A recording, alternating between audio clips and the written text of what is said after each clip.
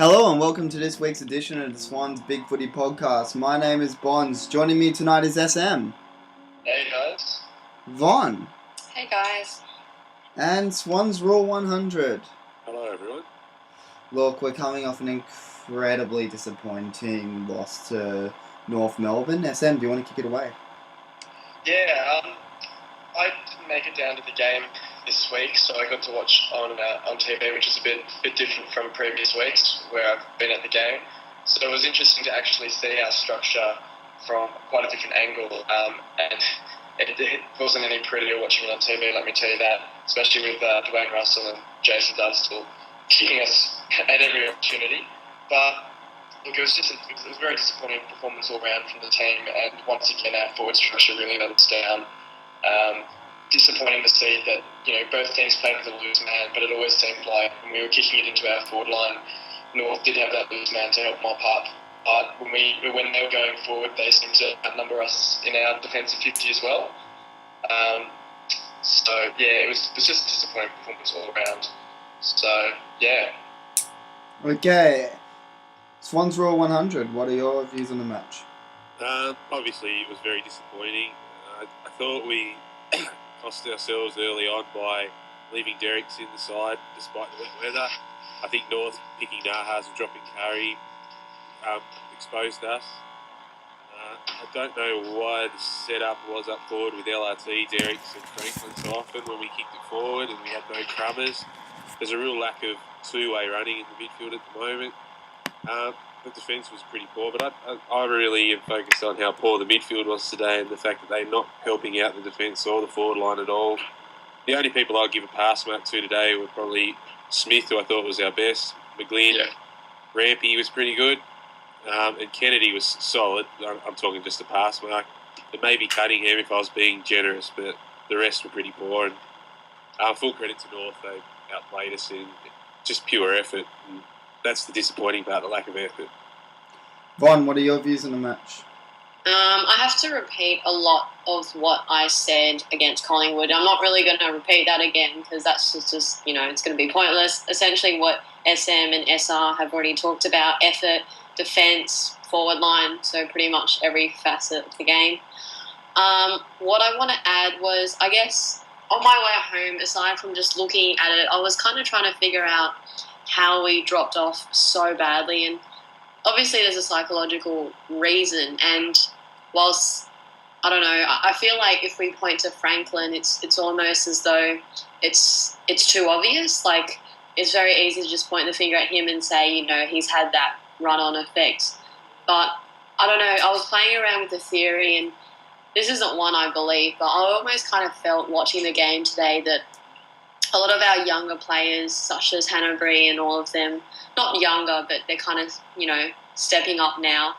I almost feel as though they kind of play with a sense of entitlement to them, as though Sydney have been so successful that they don't actually have to put in the input to get the output. So that was just something I was thinking about because I don't have anything more to add about their on-field performance. So, yeah. I'd actually... Yeah, I did want to echo SR just quickly. And whilst they're going to slam the team, I did want to praise Ben McGlynn for his job on Brent Harvey, especially early. I think towards the end he might have got overrun a little bit, as the team did, but he was really impressive all game, tagging Brent Harvey. I do actually want to mention McGlynn was doing very well on Harvey. He got taken off Harvey in the last quarter and they moved Cunningham onto him in an interesting move to try and free up McGlynn and get a bit more run on the board. And that's what caused Harvey to get some of his late disposals in the game, I felt. But I do want to echo a lot of Vonn's sentiments in regards to our next tier of players standing up. I mean, Hanbury's had another disappointing game today, but even then, if you're looking at Jeddah, hasn't really stood up. Mitchell's only in his really second year, third at our club, but I wouldn't call him in that age bracket yet. He's only 21. Nick Smith was marvellous today. Isn't everybody, but Jeddah and Hanbury really need to get some consistency to their game at the moment. I feel we're relying on them to provide us with a little bit of that outside run. and it's not coming yet. Cunningham's trying his hardest to give us a bit of that outside run and allow us to get a clearance or two from the midfield, but Cunningham hasn't even played 10 games yet. Exactly. So his effort should be a bonus on top of what the team does. Exactly. That's what I feel we're lacking in the midfield at the moment. Like, we don't have even like an Adam Goods, for instance, who we can throw in there when just to free up one of these players, and it's really hurting us.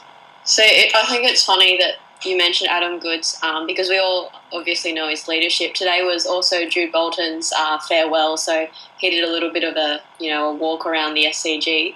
And I was actually saying today to Grimlock how this is the kind of game he'd relish, and we just don't. I know we have McVeigh as a captain and Kieran Jack, but we don't have a player like Bolton whose whole career has been fighting for a win. And I was actually speaking with someone from an opposition board who posts on Big Footy but isn't a Swans fan, so an unbiased view. He was saying that these past 4 weeks he hasn't associated with Sydney with the fight and the never say die attitude. So that was a very interesting comment. And a bit hard to hear, I guess, because that's something we pride ourselves on. I think I was saying it over the first 2 weeks, because we just don't seem to have that player anymore who stands up and really fights the team when we're underperforming. And we've been missing it since Jude Bolton's gone. Okay, SM, and everybody, just want to mention one thing. Look, it appears as if that Ryan O'Keefe is a bit past, and he would have been one of those players that really tried to stand up for us in the midfield today, and he just looks out of it. Swansrule, what are your opinions on this? Do you think Ryan O'Keefe is past it now? I spent a lot of this week defending Ryan O'Keefe because I'm reluctant to ever write off a champion, and they have credits in the bank. But today I was really watching him closely, as close as you can on telly. He works hard, I don't doubt that, and he wants to play well, and he's putting in, but he doesn't get the ball anymore. His tackles don't stick. He's slow, and he doesn't hit the scoreboard. He's not really marking it. And there were a few passages of play where he got the ball, he was in a pack, and his handball was too slow. His thought process is costing us movement of the ball forward. There was a lot of contests as well where he sort of seagulls the contest and doesn't get in where traditionally he might have. So I think right now when he's on the field, especially today, and probably the 3 wet games, he's actually putting us down to about 17 players rather than contributing to the team. So I think he has to go at least temporarily to get some confidence and form back, or needs a drastic role change, and I'm not sure where that will be given he can't hit the scoreboard, and I can't see him down back anymore like he did in the early 2003 sort of days. I think he might have played there, 2002. 2002, and then 2003, Paul Roos decided to move him up forward with pretty So results. Short answer, I'd drop him this week. Vonn, what are your opinions? I've always defended Ryan O'Keefe because, I don't know, pretty much what SR said, it's very hard to fault a champion. It's very hard to just drop someone like him. Look, at the moment, he's not performing. He's not doing what we need him to do. Definitely, if Ryan O'Keefe was, I guess, keeping someone out of playing seniors, then by all means drop him. But as it stands, I was talking to Grimlock about this, and he said that there's no one really putting their hand up in the reserves. So, I kind of feel like if the matchup is there against Fremantle next week, we keep him in because, the whole team is down. It's not just Ryan. If not, you don't play him. But who's a matchup that you could see in the Freo side for Ryan O'Keefe on current form? Well, I can't. That's the thing. So, I guess I would rather watch a 20-year-old come in and see how they go than a 33-year-old champion of the club flounder around and look hopeless. That's just how I feel personally. I get that, but I didn't watch reserves. I don't really watch reserves, so I don't have much to comment. But from how Grimlock put it, it's not as though Ryan's keeping anyone out of the team. So, you've got to earn your position. We don't just play players for the sake of it. Yep. But I guess coming from as a big Ryan O'Keefe fan, I would hope that he almost has the pride to step aside. I don't want to see him play like this. It's just sad. Forget the team and who could come in and the structures. If he honestly doesn't think he can turn it around, he should walk away now, I think. See that? Yeah, it surprises me a little bit because being at the game, look, I knew he's been bad the past few weeks. That hasn't been a secret, but I didn't think he was as bad as some of our other leaders. For example, I thought, we're never going to drop him, but SM will love this. Grundy was appalling.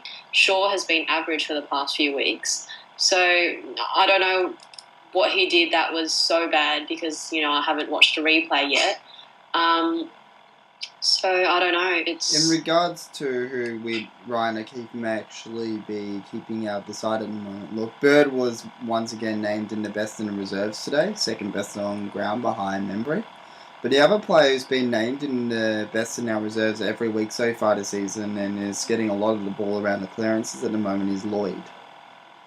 And I wouldn't be against Lloyd getting a first game because we do have an open space on our list for a rookie to get elevated.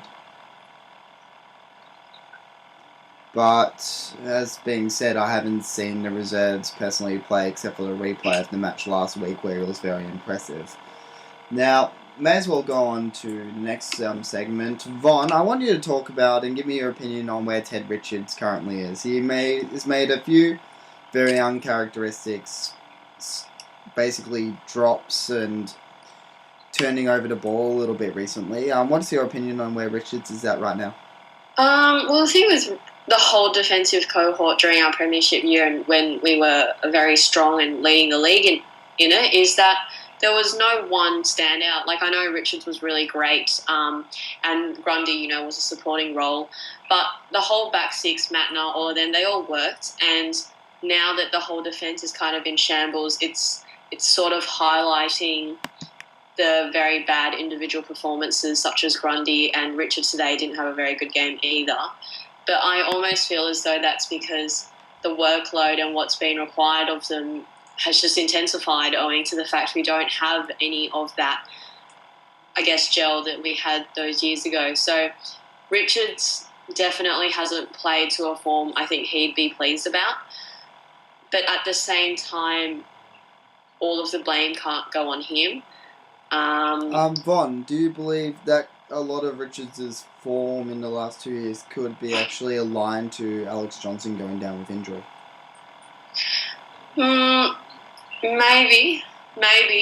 I feel like lately Richards has actually been a bit worse off one-on-one, and I don't think Alex Johnson has anything to do with that because, he's not in the contest. So one-on-one he's been a little bit appalling, and just the bad decision-making, he seems a lot more rushed. Whether or not that's Johnson's presence being there, I don't really know. But, yeah, it's definitely a possibility. Fair enough. Okay, next question for our defence. SM, what's your opinion on LRT at the moment? LRT had an interesting game, I think. Coming back into the side last week, he's really tried to add to that forward structure. But he didn't have the greatest of games. You look at his disposal efficiency, he was going at 36%, which is one of the lowest in the side, and he only had something like 12 possessions, 11 possessions actually. So he didn't seem to add too much up forward. He didn't seem to add too much in the ruck. And he's another one of those still Ted and along with O'Keefe where you have to wonder whether it's just about time up for him. You kind of wonder maybe he can go back into defence. He didn't seem to go back into defence too much today, but he might still have a role to play there. But with the fact that we've got other guys coming through the side now, like Laidler, maybe you do have to start to wonder whether he's kind of getting past it. Okay, SM, so you believe if LRT is thrown into defence next week, what defensive lineup would you go with our back six to start off the match? SM? If LRT is out of the side? If he's in the side. If we play him in defence. He's in the side? Where would you use him? I do really like Laidler. I think Laidler's really come on a lot. So I think I would still go with, Richards, Grundy and Laidler as perhaps our key position defenders. So I don't actually think I'd put LRT in the side, to be honest. He's not offering. I mean, it all depends a lot on Sam Reid as well, because I almost feel like LRT is kind of the stand-in until Reid gets back. So you do have to take that into consideration as well. But I can't really see a role for him in the side at the moment beyond that sort of body up forward. Fair enough. And Swansrule, what do you believe about Jeddah at the moment? How would you try to run him into form? Where would you use him on the ground? I don't think he's been as bad as some people think. The thing that stands out to me with Jeddah, if you just look at today's game, for instance, his shots at goal were pretty rubbish, but they didn't bother me as much as the lazy toe poke that he did in the thing on the wing and things like that, where he just doesn't bend over and he looks laconic and lazy. But I've always said with Jeddah, you've got to take the good with the bad. He does actually... He is 12th in total inside 50s, I think, and 16th on averages. He's got 17 possessions a game, 4.5 marks. He needs to hit the scoreboard again more, so maybe he needs to be the answer, starting on a wing, pushing forward a bit more to crumb those packs that no one was crumbing today, because we actually did win inside 50s, and Jeddah is winning on song a goal sneak, so I would like to see him in the forward line a bit more often than he was the last few weeks, but I wouldn't consider dropping him at the moment or anything like that. I'm bullish on him coming back from injury. Okay, now we'll just go on to our preview of the match against Essendon. Essendon against Fremantle. Fremantle beat Essendon by 53 points today, and probably what was one of the most comprehensive performances this season. It was quite brutal. I honestly thought Essendon were going to come into the match every chance of winning, but whilst they had a very even amount of disposals, Fremantle's forward efficiency, especially going into the inside 50, was rather scary, and I'm quite worried about next week. SM, do you have any opinions on how the match will actually run out? Yeah, it's an interesting one, isn't it? I mean, last year we got the draw with them before getting smashed in the final, so they're a bit of a hard side to read in terms of how they match up on us. I think they've started the season quite well, Freo. They obviously got flogged by Hawthorn last week, but everyone seems to be doing that these days, so you can't really count that as a mark against them too much. So I do, unfortunately, think it's going to be quite a disappointing day for us yet again. But it'll be interesting to see how we go against one of the top sides, because, with no offence to Collingwood fans, so sorry, Vonn, but I don't actually see them as one of the big sides this year.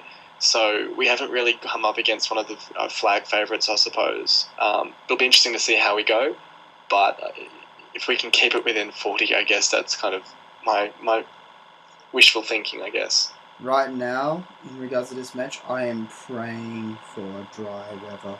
We cannot play wet weather football to save ourselves.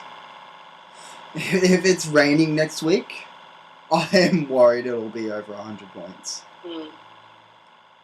That's how worried I am about this game. If it's dry football, I'd almost give us a chance. Yeah, look, that's the thing. We seem to be the ultimate dry weather team at the moment, if you look at how we played last week. With our structure, Horse doesn't seem to really take weather into account and sets up for dry football every week. So, I don't know. I guess, yeah, if it's dry football, maybe we're half a chance. But otherwise, yeah, I share your sentiments. Swansrule, what are your opinions on the match against Fremantle next Saturday? It's maybe ask me Friday and I'll convince myself we might have a chance. But at this stage, it's not looking too flash. As you said, I hope it's dry, because we seem to melt in the rain or something happens to us. I'd like to see Bird come in for Ryan O'Keefe.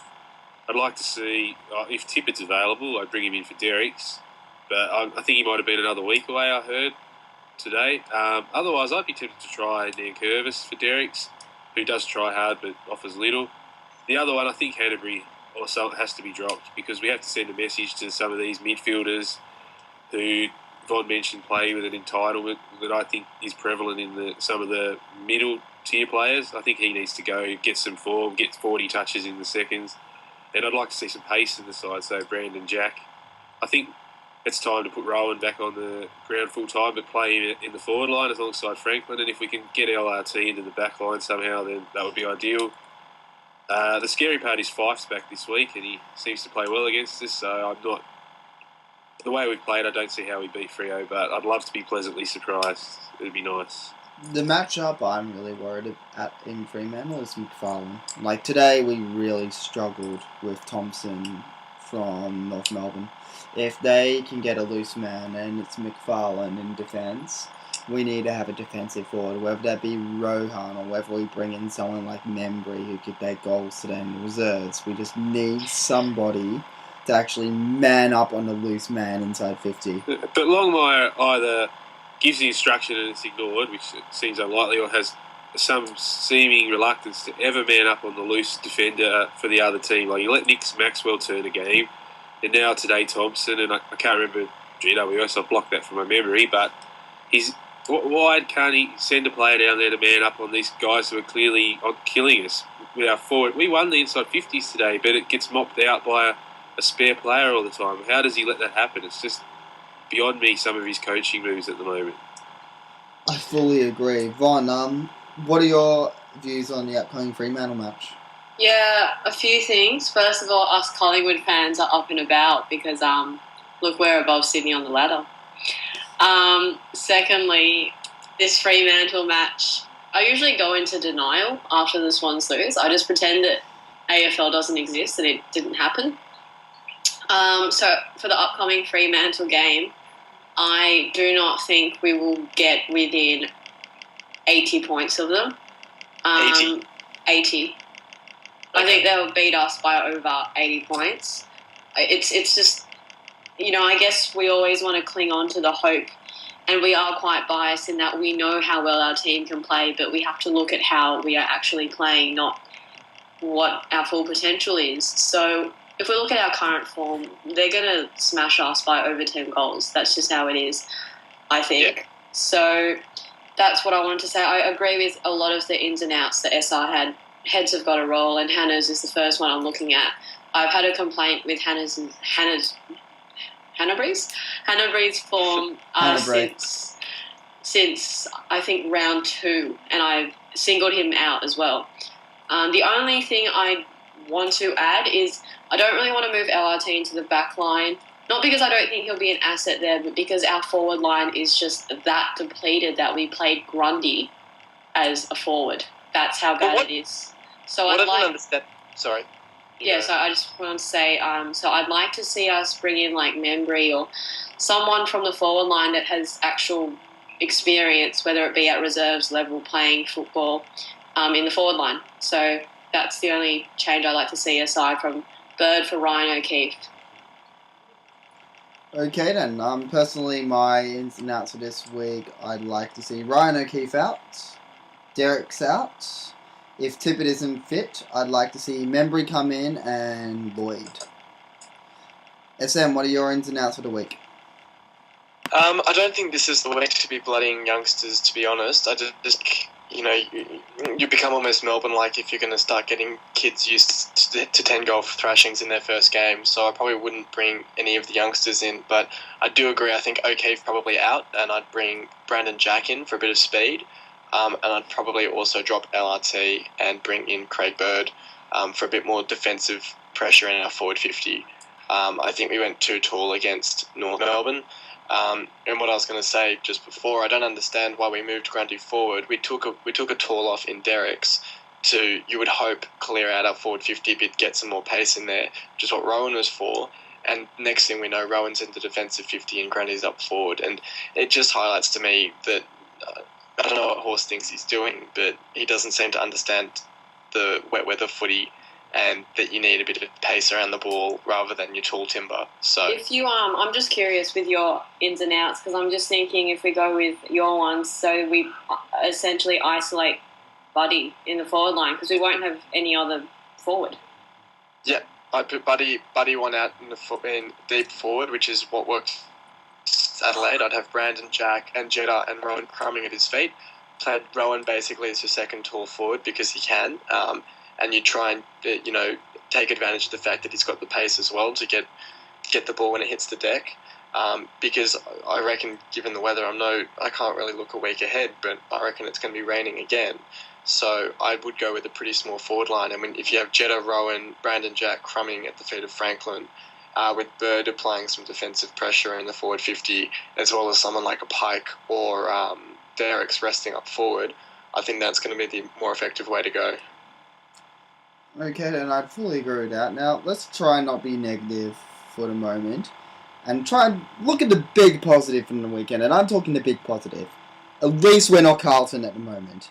0-4, and I'd like to... thank every day for that we're not Carlton. Can I say something I found really humorous at the game? Seeing Benny McBabe line up on Boomer Harvey, and they were both playing full forward and full back. And they just look like little miniature AFL Lego or something. I just thought it was so adorable, and that just made my day.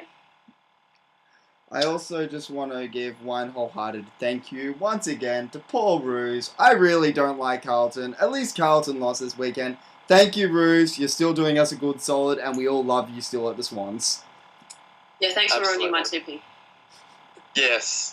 Well, let's not mention that, shall we? SM, do you have a single positive from the weekend?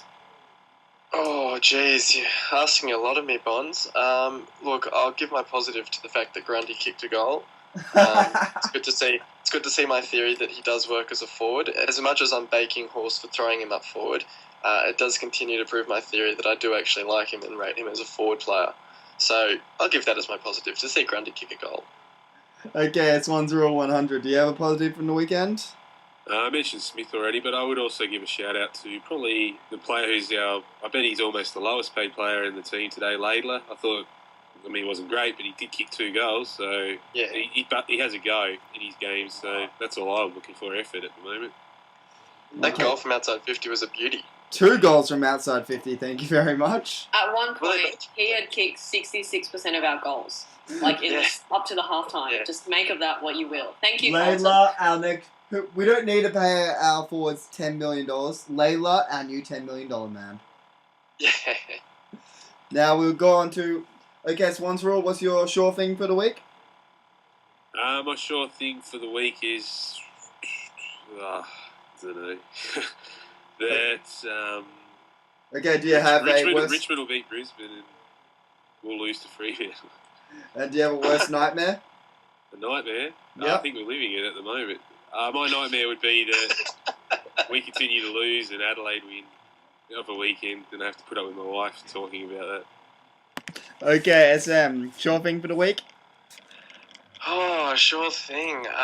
The team will come out and talk themselves up and say they were disgusted with the effort and that they'll put in 100% next week, and we'll see a transformed Swans team, and we'll run out and we'll lose by 10 goals again. And nightmare?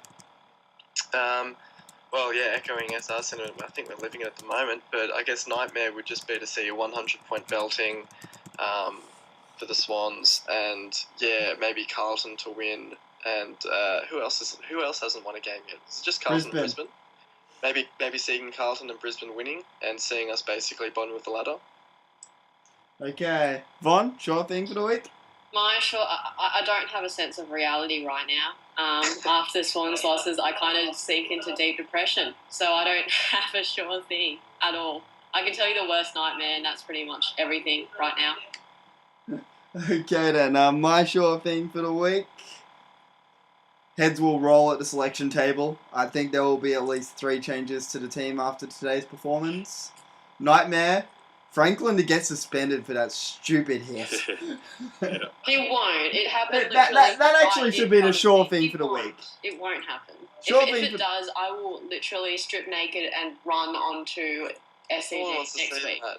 No one wants to see Except that. Duffield and Good Lukey. Oh, God. I wouldn't mind seeing it. I won't lie. Oh, jeez. PG Bonds. Sorry? Keep it PG. Let's just move on. Anyways, thank you for listening tonight, guys, and hopefully we have a better result next week. Bye. So,